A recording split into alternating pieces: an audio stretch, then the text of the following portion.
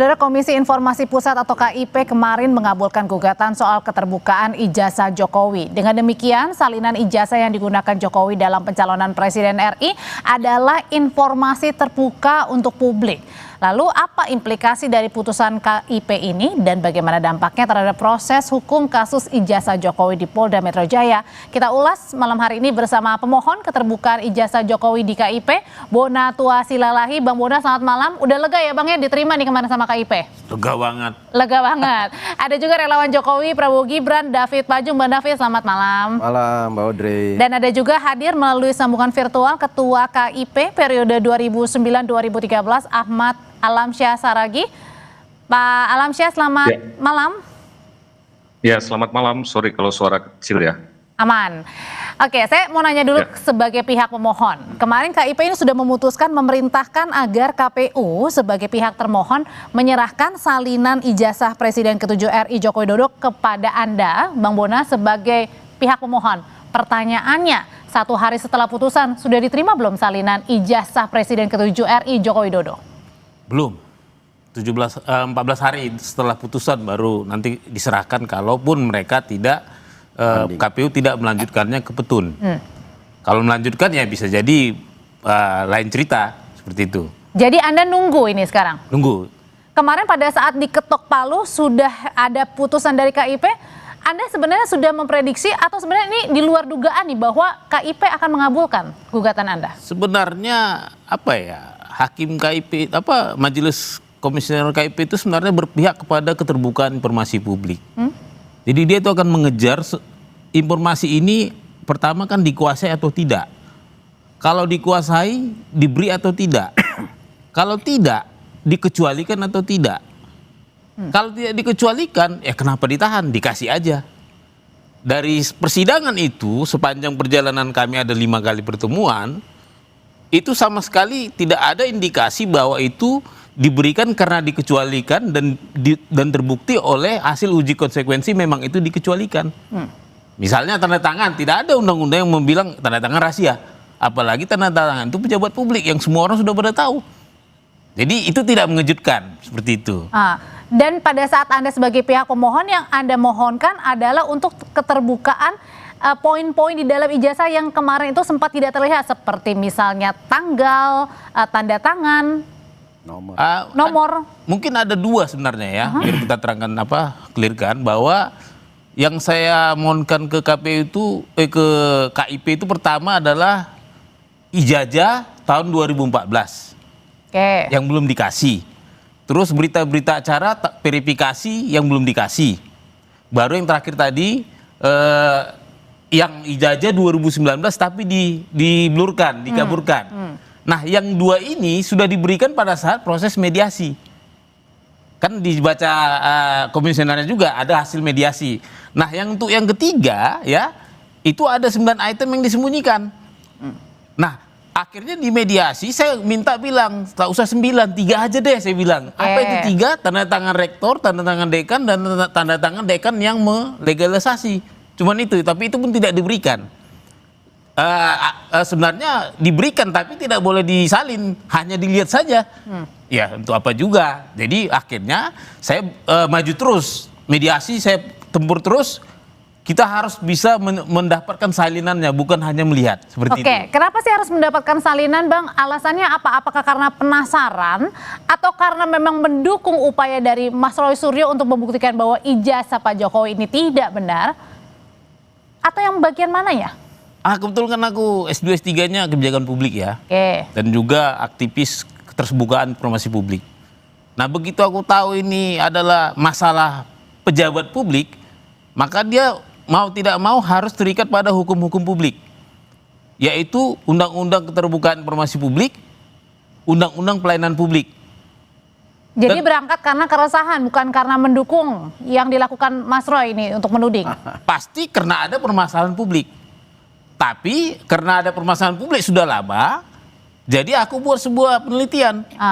Penelitian itu mau nggak mau saya harus buat hipotesis.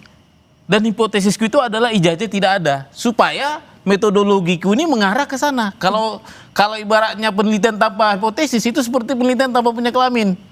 Maaf ya. Oke. Nah, jadi karena saya sudah tetapkan hipotesis bahwa ijazah tidak ada, maka semua langkah-langkah metodologi Ijazah tidak ada, maksudnya ijazah Pak Jokowi tidak Iya. ada, tidak ada. bukan palsu. Bukan. Beda Aku loh. belum sampai situ. Oke. Kan sebenarnya sebelum bicara palsu tidak kan ada dulu, ada atau tidaknya dulu. Oke, ijazah tidak ada tadi. Iya. Oke, lanjut. Baru aku buat lagi metodologinya. Nah, karena aku berangkat dari jalur keterbukaan informasi publik, dokumen publik, maka yang ku cari ini pasti bukanlah dokumen primer, bukan dokumen ijazah asli, tapi dokumen sekunder yang syukur-syukur primer, yaitu fotokopi yang terlegalisir, yang dikuasai oleh badan publik yang sah, seperti itu. Oke, lah kemudian lalu untuk alasan untuk ke KIP sendiri karena tadi tidak menerima. Itu tahapan, karena awalnya saya minta secara resmi melalui PPID, tidak dikasih. Alasannya? Alasannya rahasia. Ah. Saya sanggah ke atasan PPID, tidak dikasih juga. Alasannya? Ada alasannya rahasia juga. Oke. Baru saya tempuh yang namanya jalur KIP tadi, sengketakan informasi ini. Saya kan menyengketakan informasinya, Oke. bukan orangnya. Oke, Gitu. oke. Kalau gitu saya mau nanya ke Pak Alamsyah sebagai mantan ketua KIP, berarti artinya keputusan yang kemarin sudah diambil diketok palu oleh KIP ini memang benar ya bahwa ijazah seorang Presiden RI atau mantan presiden ini termasuk informasi publik, artinya yang bisa diberikan oleh publik dan terbuka. Udah jelas itu kalau ijazah itu kan sebetulnya bagian dari riwayat hidup ya. Dia masuk di dalam pasal 17 itu adalah informasi yang dikecualikan untuk warga negara gitu ya. Tapi pengecualian itu di pasal 18 ayat 2 sudah dinyatakan bahwa tidak berlaku pengecualian itu sepanjang terkait dengan posisi seseorang dalam jabatan publik, kira-kira gitu ya. Jadi putusan Komisi Informasi sebetulnya tidak terlalu rumit dan ketika KPU memberikan salinan itu sudah benar, tapi ketika dia hitamkan bagian-bagian tertentu termasuk tanda tangan dekan atau rektor itu tidak relevan untuk dinyatakan sebagai informasi pribadi. Kenapa? Karena tanda tangan seorang dekan, rektor itu adalah juga bukti-bukti atau identiti yang terkait dengan posisi dia di dalam jabatan publik. Ya. Jadi nomor-nomor yang dalam ijazah segala macam itu harus punya reason yang kuat KPU untuk menyatakan bahwa itu memang dikecualikan. Tapi kan di persidangan sudah terbukti bahwa alasan-alasannya tidak dipandang oleh majelis komisioner cukup bisa diterima secara hukum sehingga kemudian diputuskan itu semua informasi terbuka. Sederhana, sebetulnya ini masalah nggak terlalu rumit.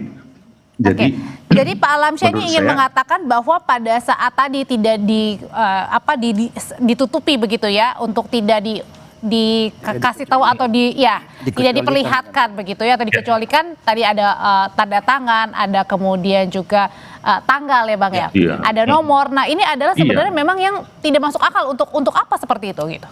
Nggak masuk akal, menurut saya tidak cukup alasan, sehingga kalau tidak cukup alasan secara hukum ya wajar kalau Komisi Informasi bilang diputus. Kalau saya mikir itu masih cukup bijak ya, dikasih mediasi dulu segala macam. Menurut saya ini keputusannya harusnya bisa cepat, langsung ditawarkan mediasi saat itu juga dalam waktu sebentar juga, mungkin dalam cuma 2 kali sidang, 2 hari berturut-turut atau bahkan 1 hari, menurut saya itu bahkan udah bisa diputus. Oke.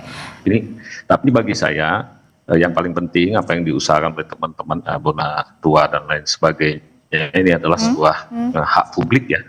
Dan yang lebih penting, kalau kekuatan ini sudah putusan ini sudah berkekuatan hukum tetap, dan maka saya sarankan sebaiknya KPU gak usah banding, gak usah apanya, sudah terang benderang ya, supaya semua proses-proses election ke depan itu sudah ada acuan. Jadi nggak usah, ya malu aja kita ya sebagai bangsa ya, masa cuma mengakses informasi seperti ini aja. Oh jadi Anda menyarankan bahwa KPU ini sebenarnya tidak usah untuk mengajukan banding ya?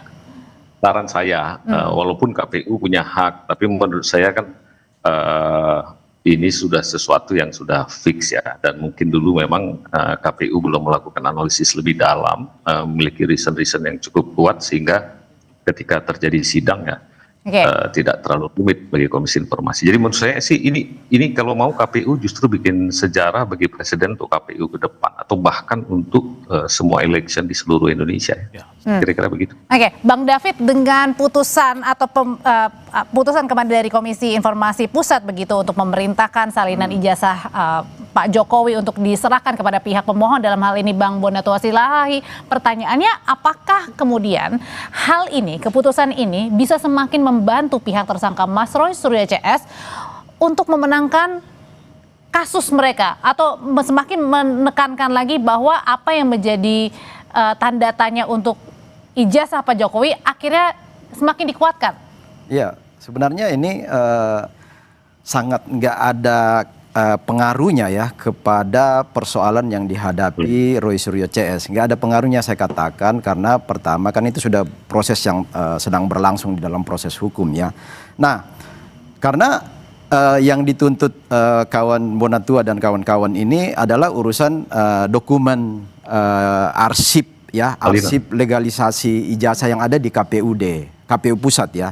Nah, kalaupun misalnya sekarang diserahkan itu kan nggak ada dampak korelasinya dengan kasus yang ada yang dihadapi Roy Suryo CS. Yang justru saya mau bisa kelihatan nanti. Justru saya mau katakan gini, semakin meyakinkan bahwa mens rea ya, niat jahat ya, dasarnya kenapa misalnya Roy CS menjadi tersangka karena mereka sudah statement bahwa ijazah Pak Jokowi palsu sementara datanya belum dipegang. Kan itu logikanya. Mereka masih mencari-cari data, mencari dokumen ya. Lalu kemudian sejak dini sudah statement bahwa ijazah Pak Jokowi palsu. Karena tadi juga karena Bang Bonatua juga bilang pada saat mencari itu kemudian tadi alasannya dirahasiakan ya?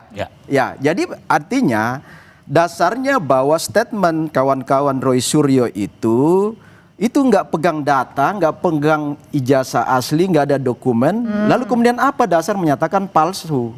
Nah, sekarang baru mencari kan. Nah, sekarang bahkan kalau nggak salah ingat 2 bulan lalu kata Roy Suryo CS, kami sudah ambil fotokopi dari KPUD ya, udah dikasih. Nah, itu nggak ada sama sekali pengaruhnya, karena sebenarnya dalam case itu asli apa palsu itu harus melihat ijazah aslinya kan yang dipegang oleh Pak Jokowi yang sekarang ada di penyidik Polda Metro Jaya. Jadi apa yang dicari selama ini itu tidak ada korelasi dengan kasus yang menjerat Roy CS. Nah, sekarang gini, justru saya salut kepada saudara Bonatua dan kawan-kawan, karena maksud baik dia adalah sebagai pengamat kebijakan publik ingin mengetahui apakah ijazah itu ada atau tidak. Pertama itu tadi. Dan itu dasar akademisinya ada. Dasar akademisnya ada, karena ada hipotesa, dugaan sementara, bukan kesimpulan menuduh palsu, kan itu beda. Makanya Pak Bonatua ini nggak dilaporkan karena nggak ada korelasi dia menuduh ijazah palsu. Karena pengen tahu aja. Pengen tahu aja, mens rea-nya nggak ada, niat jahat nggak ada di situ. Sementara teman-teman Roy dan kawan-kawan itu kan ada mens rea, niat jahat, sudah menuduh palsu padahal data nggak punya, gitu loh logikanya. Oke, kalau gitu pertanyaan selanjutnya adalah ketika nanti salinan ijazahnya Pak Jokowi diberikan kepada Anda, Bang Bona, sebagai pemohon, apa yang akan Anda lakukan? Usai jeda ya, tetap bersama kami di Sapa Indonesia Malam.